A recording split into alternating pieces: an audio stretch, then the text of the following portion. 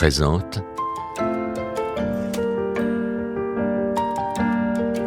Angélus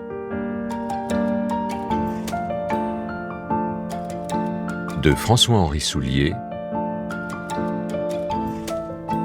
lu par l'auteur.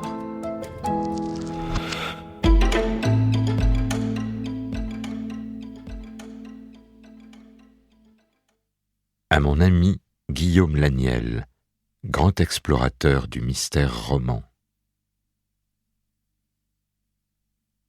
Le Moyen-Âge ayant épuisé le contenu de l'éternité, nous donne le droit d'aimer les choses passagères. Émile Cioran, Des larmes et des seins. Prologue, Angélus 1. Un ange était dans l'arbre.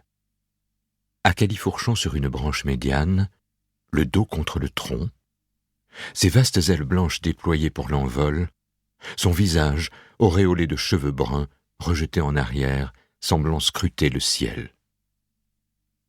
À sa vue, Johann a laissé choir le sac rempli de champignons.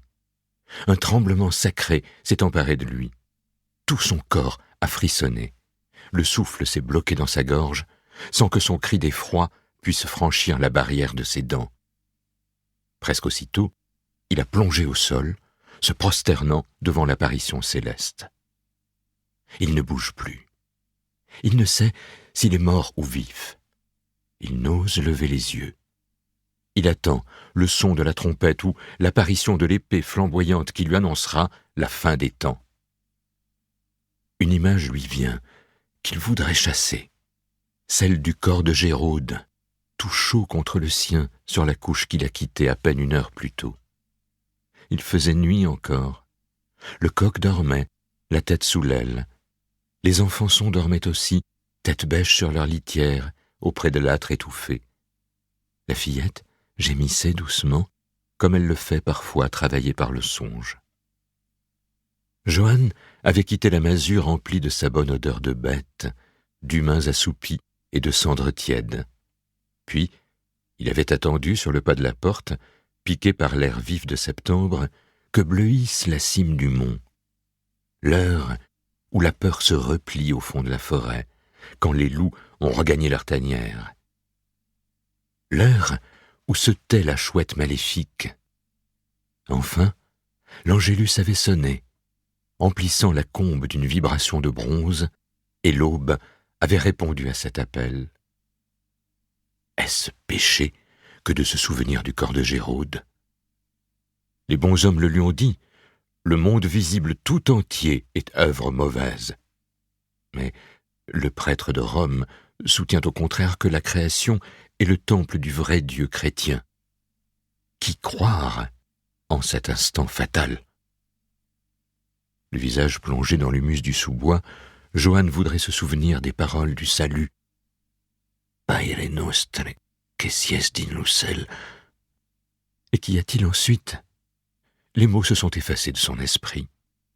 Et puis, est-ce la bonne façon de dire? Ce sont là les paroles que sa mère lui enseignait dans son parler maternel. Les anges comprennent-ils la langue du berceau? Trop d'odeur empêche Johann de penser. L'odeur des feuilles pourries mêlée à celle des champignons éparpilleurs du sac. La senteur discrète de la mousse et l'âcre acidité du lierre emplissent ses narines. Sensation franche de la vie ordinaire. Les morts peuvent-ils flairer les parfums du sous-bois? Nulle trompette n'a résonné pour entonner l'apocalypse. Nulle épée de feu n'a embrasé les broussailles. Alors, Johann ose relever la tête. Il ose poser son regard sur l'apparition surnaturelle. L'ange n'a pas bougé. Johann se redresse. Il l'observe à présent. Il remarque soudain ce qu'il n'avait pas vu tout d'abord. La longue trace qui barre la tunique à hauteur de poitrine. Une traînée de sang écarlate sur le lin blanc. Et Johann comprend alors que l'ange est mort. Première partie. Chapitre 1. Raymond de Termes, Carcassonne. Au seuil de l'aurore, les trilles de l'alouette ont ricoché de pierre en pierre jusqu'à l'étroite croisée de la chapelle. Raymond de Termes a tendu l'oreille. Ce modeste chant d'oiseau résonne pour lui comme un olifant victorieux. Prélude aux sonneries qui célébreront un jour prochain ces combats contre les ennemis du droit et du bien. Ils sont légion. Raymond sait qu'il ne manquera pas d'ouvrage. Nous espérons que vous avez apprécié cet aperçu. Pour continuer à écouter ce livre audio sur Google Play Livres, utilisez le lien dans la description de la vidéo.